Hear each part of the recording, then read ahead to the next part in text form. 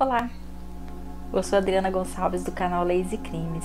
Nesse canal a gente fala sobre casos de repercussão, conta histórias sobrenaturais e também traz casos de serial killers toda quarta-feira. Hoje é quarta, a gente vai trazer um caso de um serial killer que tem inclusive uma série na Netflix, é bem interessante. Mas antes de começar a contar o caso, eu queria pedir para todo mundo se inscrever no nosso canal, deixar seu like, que é muito importante, ajuda muito a gente. Não se esqueçam de se inscrever. Convide também as pessoas que vocês acham que gostam desse tema também para se inscrever no nosso canal. Nos sigam também nas nossas redes sociais, que a gente está sempre postando novidades por lá. E vamos ao caso. Hoje a gente vai falar sobre John Wayne Gacy, conhecido como Palhaço Assassino. Ele nasceu em Chicago em 19 de março de 1942.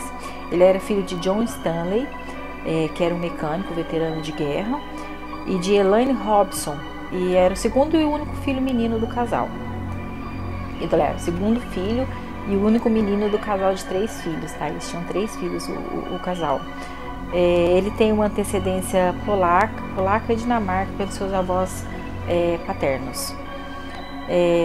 O relacionamento do John, né, do Gacy, com a mãe e as irmãs era bom. O único problema que ele tinha era com o pai.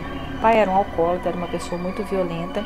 Isso é bem comum quando você fala em serial killers, quando você fala em psicopatas.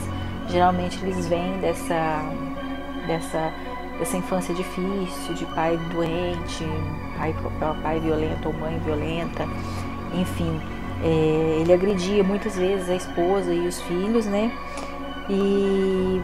Então ele teve uma infância um pouco conturbada com relação a isso. Quando adulto, ele se envolveu muito em trabalhos de caridade para obtenção de fundos. E nesses trabalhos ele trabalhava como palhaço, por isso que ele é conhecido como Palhaço Assassino. Ele trabalhava como Palhaço Poco ou Palhaço Pates, que eram os nomes que ele usava quando ele se vestia de palhaço. Ele, desde jovem, ele começou a abusar dos jovens que trabalhavam com ele. Ele tinha uma rede da JFK, que na verdade era da sua esposa, né, com a mulher com quem ele se casou. O pai dela, que se chamava Marley Myers, o pai dela era dono de várias redes da JFK e deu uma dessas redes para ele tomar conta. E ele começou a carreira de crimes dele, digamos assim, abusando dos jovens meninos que geralmente trabalhavam nessas redes. Trabalhavam ali, geralmente são jovens, meio tipo um McDonald's, né? Uma coisa assim, quem não conhece o JFK. Eles vendem frango e tipo McDonald's mesmo, né? Trabalha muita gente jovem. Então ele começou a carreira de crimes dele, digamos assim, abusando sexualmente desses jovens que trabalhavam com ele nessas filiais. Ele também se filiou ao JACES, que é uma organização cívica que, entre outras coisas, faziam reuniões e prestavam serviços comunitários, mas mesmo assim ele tinha uma vida obscura com prostituição e homossexualismo. Após a primeira prisão por violentar um adolescente desses que trabalhavam com ele, ele se divorcia e ficou preso 18 meses e saiu em liberdade condicional. Ele foi viver com a mãe em Chicago depois que ele saiu da liberdade condicional, onde começou a trabalhar num restaurante. E nesse restaurante ele recebeu o apoio financeiro da mãe dele e comprou uma casa que ficava na rua West Summerley Avenue 8213, no condado de Cook, onde morou até a sua prisão em dezembro de 78. Ele cometeu a maior parte dos seus crimes ali, nessa residência, e a maior parte dos corpos foram encontrados no subsolo e no assoalho dessa residência. Ele era um homem de negócios e fazia serviços voluntários e se casou novamente com uma outra esposa que se chamava Calori Rolf, que tinha 2 filhas pequenas ainda, né? E começou o seu próprio negócio de uma empresa de construção que foi muito bem sucedida. Essa empresa de construção foi muito bem sucedida. Ele começou a ganhar muito dinheiro. Em pouco tempo o faturamento dele chegava a 200 mil por ano.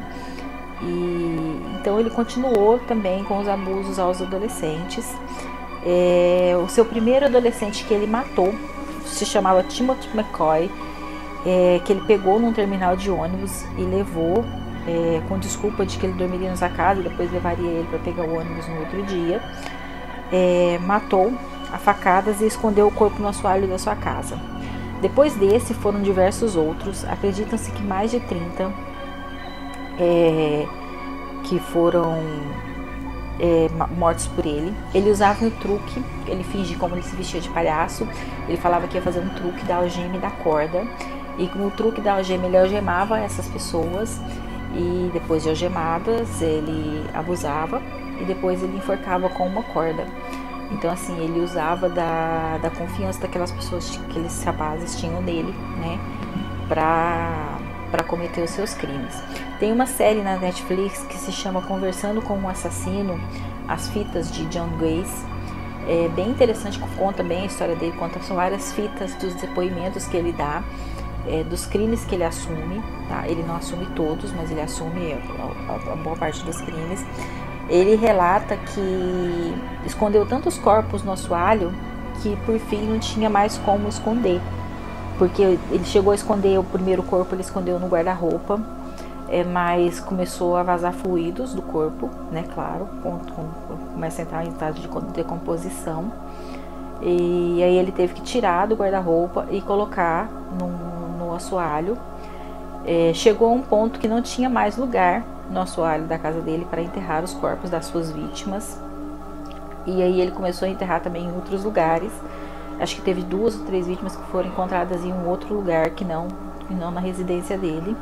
Então a casa dele ficou conhecida como a casa onde tinha muita gente enterrada. Acharam muitos corpos lá, muitos em estado mais avançado de decomposição, outros menos, de todas as suas vítimas, que geralmente eram rapazes jovens e com quem ele mantinha relações abusivas e depois cometia o crime. Ele se divorciou da sua segunda esposa em 1976 e foi condenado à morte na prisão. Foi executado posteriormente, depois de ter sido condenado à pena capital, que era a pena naquele estado, por mais de 30 assassinatos que ele confessou. Então, é uma história bem interessante. A gente vê esses filmes de palhaço assassino, essas coisas, né? Realmente é a história de um palhaço assassino, e ao mesmo tempo que ele era uma pessoa que servia a comunidade, que trabalhava em prol da comunidade, que fazia coisas em prol da comunidade, ele era um assassino frio e totalmente psicopata. Então aí a gente pode perceber que o assassino pode ser qualquer pessoa que está entre nós. E o caso dele é bem interessante por isso, porque é uma pessoa que não levantaria a menor suspeita de ninguém, tanto que não levantou, tanto que quando ele foi preso, muita gente não acreditou, muita gente desse clube que ele pertencia, que era os 16, né, não acreditou que ele estava cometendo aqueles crimes. Muita gente defendeu ele, foi muito difícil comprovar, convencer, na verdade, as pessoas de que ele era um criminoso, porque ele era uma pessoa, entre aspas, muito bondosa para todo mundo, né? Então, uma coisa meio estranha da gente comentar. Bom, mas enfim, esse era o caso de hoje. Não vou me alongar muito. A gente vai trazer outros casos bem interessantes também. Espero que vocês tenham gostado do vídeo. Deixem nos comentários o seu feedback, se você gostou, se você não gostou, o que vocês acham que tem que melhorar. A gente tá assim meio num local meio improvisado ainda por enquanto, mas a gente vai se acertar, com certeza. Eu não tenho feito tantos vídeos quanto eu gostaria por conta do meu trabalho. Não sei se vocês sabem, mas eu sou advogada, então eu tenho muito trabalho. E agora também a gente está começando com uma confecção de roupas. Depois eu vou deixar também o link aí para vocês da nossa confecção de roupas de sublimação. Então assim, a gente tem trabalhado bastante e tá um pouco complicado para gravar os vídeos, mas eu sempre vou conseguir arrumar um tempinho.